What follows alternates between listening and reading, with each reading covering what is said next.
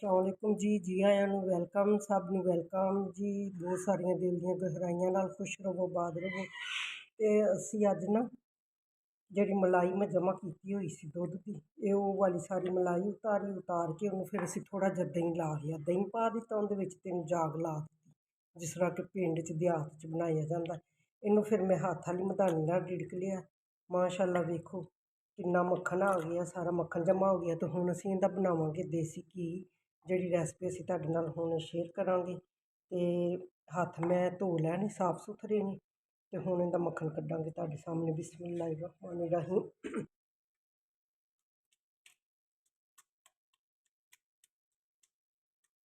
ਇਸ ਤਰ੍ਹਾਂ ਕਰਾਂਗੇ, ਥੋੜ੍ਹਾ ਥੋੜ੍ਹਾ ਹੱਥ 'ਚ ਇਵੇਂ ਫੜ ਕੇ, ਤੇ ਇਹਦੀ ਲੱਸੀ ਇਵੇਂ ਹੀ ਨਿਕਲਦੀ ਹੈ। ਇੰਝ ਕੱਢ ਕੱਢ ਕੇ ਲੱਸੀ, ਤੇ ਇਹਨੂੰ ਮੈਂ ਇਸ ਪਤੀਲੇ 'ਚ ਰੱਖੀ ਜਾਵਾਂਗੀ ਜਿਹਦੇ ਵਿੱਚ ਅਸੀਂ ਦੇਸੀ ਘੀ ਬਣਾਵਾਂਗੇ।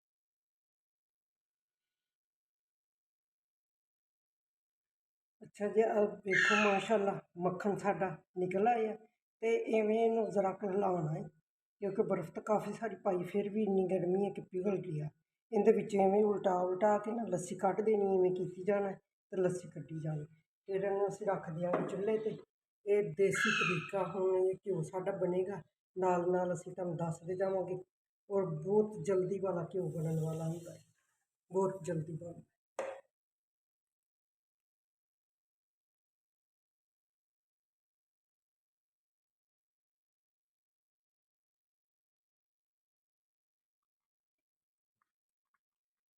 ਅੱਛਾ ਜੀ, ਤੇ ਵੇਖੋ ਹੁਣ ਸਾਡਾ ਘਿਓ ਮਤਲਬ ਕਿ ਗਰਮ ਹੋ ਗਿਆ। ਤੇ ਅੰਦਰ ਇਹਦੇ ਆ ਜਿਹੜੀ ਲੱਸੀ ਹੈ ਮੋਟੀ ਮੋਟੀ, ਇਹਨੂੰ ਅਸੀਂ ਛਿੱਡੀ ਕਹਿੰਦੇ ਇਹ ਵਾਲੀ ਹੈ। ਤੇ ਇਹਦੇ ਅੰਦਰ ਹੁਣ ਅਸੀਂ ਜਲਦੀ ਜਲਦੀ ਥੱਲੇ ਬਿਠਾਉਣ ਵਾਸਤੇ ਕੀ ਕਰਾਂਗੇ, ਆਟਾ ਪਾ ਦਿਆਂਗੇ।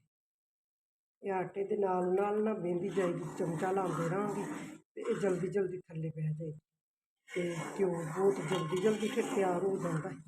ਉਵੇਂ ਤਾਂ ਬੜਾ ਟਾਈਮ ਲੱਗ ਜਾਂਦਾ ਬਣਾਉਣ ਵਿੱਚ। ਇਹ ਦੇਸੀ ਜੀ ਟਿਪ ਸਾਡੀ ਅੰਮੀ ਐਵੇਂ ਬਣਾਉਂਦੀ ਹੁੰਦੀ ਸੀ। ਦੂਰ ਤੇ ਉਧਰ ਰੋਟੀਆਂ ਲਾ ਲੈਣੀਆਂ, ਜਿਹੜੇ ਕੋਲੇ ਹੋਣੇ ਤੇ ਦੂਰ ਦੇ ਵਿੱਚ, ਤੇ ਬਾਅਦ ਵਿੱਚ ਨਾ ਘਿਓ ਰੱਖ ਦੇ ਦੇਚਕੀ ਵਿੱਚ ਬਣਨ ਵਾਸਤੇ। ਤੇ ਮਾਸ਼ਾਅੱਲਾ ਪੂਰਿਆਂ 'ਤੇ ਬਣ ਜਾਂਦਾ।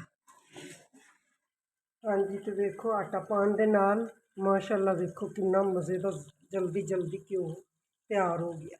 ਆਟੇ ਦੇ ਨਾਲ ਛਿੱਡੀ ਜਿਹੜੀ ਉਹ ਸਾਰੀ ਥੱਲੇ ਚਲੀ ਜਾਂਦੀ, ਤੇ ਘਿਓ ਜਿਹੜਾ ਨਾ ਦੇਸੀ ਮਾਸ਼ਾਅੱਲਾ ਖੁਸ਼ਬੂਆਂ ਆ ਰਹੀਆਂ ਨੇ, ਤਿਆਰ ਹੋ ਕੇ ਨਾ ਉੱਪਰ ਆ ਜਾਂਦਾ। ਦੇਖੋ ਮਾਸ਼ਾਅੱਲਾ ਕਿੰਨਾ ਪਿਆਰਾ ਇਹਦਾ ਕਲਰ ਹੈ। ਤੇ ਐਵੇਂ ਛੋਟੀ ਛੋਟੀ ਜਿਹੜੀ ਟਿਪ ਹੁੰਦੀ ਹੈ, ਉਹਦੇ ਨਾਲ ਜਲਦੀ ਜਲਦੀ ਵੀ ਕੰਮ ਹੋ ਜਾਂਦਾ। ਬੰਦੇ ਨੂੰ ਸਮਝਣਾ ਚਾਹੀਦਾ ਕਿ ਸਾਡੀ ਅੰਮੀ ਇਸ ਤਰ੍ਹਾਂ ਕਰਦੀ ਸੀ, ਕੋਲਿਆਂ 'ਤੇ ਘਿਓ ਬਣ ਜਾਂਦਾ ਸੀ। ਵੇਖੋ ਕਿੰਨਾ ਜ਼ਬਰਦਸਤ। ਔਰ ਅੱਗੇ ਵੀ ਤੁਹਾਨੂੰ ਮੈਂ ਜਾ ਕੇ ਸਾਰਾ ਦੱਸਾਂਗੀ, ਲੇਕਿਨ ਅਸੀਂ ਬਣਾਵਾਂਗੇ ਨਹੀਂ, ਕਿਉਂਕਿ ਘਰ ਵਿੱਚ ਅਸੀਂ ਦੋ ਹੀ ਤਾਂ ਬੰਦੇ ਹਾਂ, ਮਰੀਜ਼ ਦੋਵੇਂ।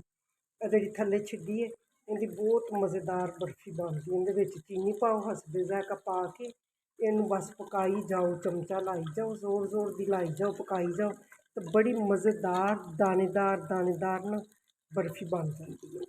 ਔਰ ਬਹੁਤ ਮਜ਼ੇਦਾਰ ਲੱਗਦੀ, ਬੜੇ ਲੋਕ ਵੀ ਪਸੰਦ ਕਰਦੇ ਨੇ। ਤੇ ਇਸ ਤੋਂ ਜ਼ਾਹਿਰ ਬੁੱਢੀ ਬੁੱਢਾ ਦੋਵੇਂ ਮਰੀਜ਼ ਬੰਦੇ ਆ, ਤੇ ਦੋਵਾਂ ਨੇ ਨਹੀਂ ਖਾਣੇ। ਤੇ ਘਿਓ ਸਾਡਾ ਤਿਆਰ ਹੋ ਗਿਆ, ਹੁਣ ਅਸੀਂ ਇਹਨੂੰ ਕੱਢ ਲਾਂਗੇ।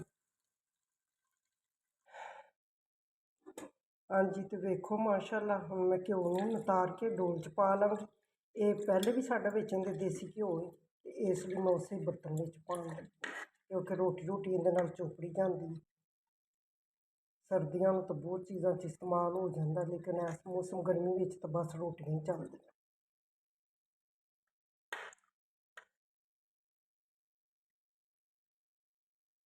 ਹੁਣ ਜ਼ਰਾ ਐਸਤਾ ਹੋ ਗਿਆ, ਇਹਨੂੰ ਨਤਾਰਾਂਗੇ, ਨਤਾਰ ਕੇ ਚਮਚੀਆਂ ਦੇ ਨਾਲ ਮੈਂ ਐਸਤਾ ਇਹਨੂੰ ਲਾ ਲਵਾਂਗੀ। ਇਹ ਦੇਖੋ ਮਾਸ਼ਾਅੱਲਾ ਕਿਆ ਜ਼ਬਰਦਸਤ ਘਿਓ ਬਣ ਗਿਆ 1 ਘੰਟੇ ਦੇ ਵਿੱਚ। ਨਹੀਂ ਤਾਂ ਵੈਸੇ ਆਟਾ ਅਸੀਂ ਨਾ ਪਾਈਏ ਤਾਂ ਬਹੁਤ ਟਾਈਮ ਲੱਗਦਾ, ਬਹੁਤ ਗੈਸ ਜ਼ਾਇਆ ਹੋ ਜਾਂਦਾ। ਤੇ ਸਾਡੀ ਵੀਡੀਓ ਤੁਹਾਨੂੰ ਅੱਛੀ ਲੱਗੇ, ਪਸੰਦ ਆਏ, ਤਾਂ ਪਲੀਜ਼ ਸਬਸਕ੍ਰਾਈਬ ਕਰਨਾ, ਸ਼ੇਅਰ ਕਰਨਾ ਪਲੀਜ਼। ਦੁਆਵਾਂ 'ਚ ਯਾਦ ਰੱਖਣਾ ਸਾਡੇ ਵੱਲੋਂ। ਅੱਲਾ ਹਾਫਿਜ਼।